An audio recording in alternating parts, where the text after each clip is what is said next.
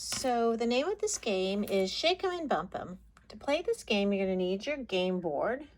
You're going to need some counters, one for player 1 and one for player 2, and you're going to need a dice. The way that this game works is player 1 rolls the die. I got a 3. They take one of their little counters and they select a number here. Now it's player's 2 turn.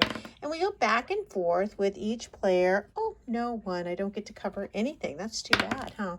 3 again, so I get to cover another 3. Now, the nice thing about this game is whenever you roll, this is where the bump comes in. Player 2, just rolled a 3.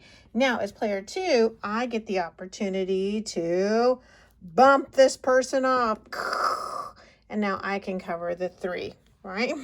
So that's kind of the fun thing. Player 1 gets nothing because there's no 1. Oh, player 3, again, we're going to bump player 1 off. I'm covering these things up.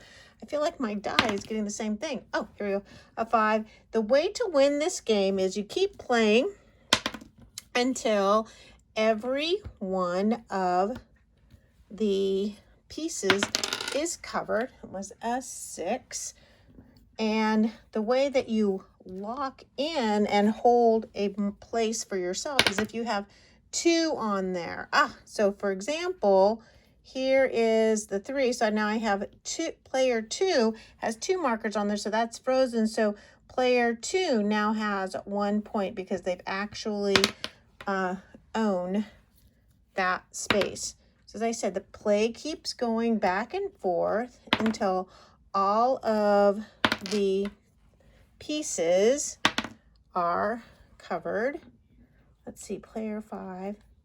So now player 2 owns this 3 and player 1 owns the 5. Okay, so this is the game of bump.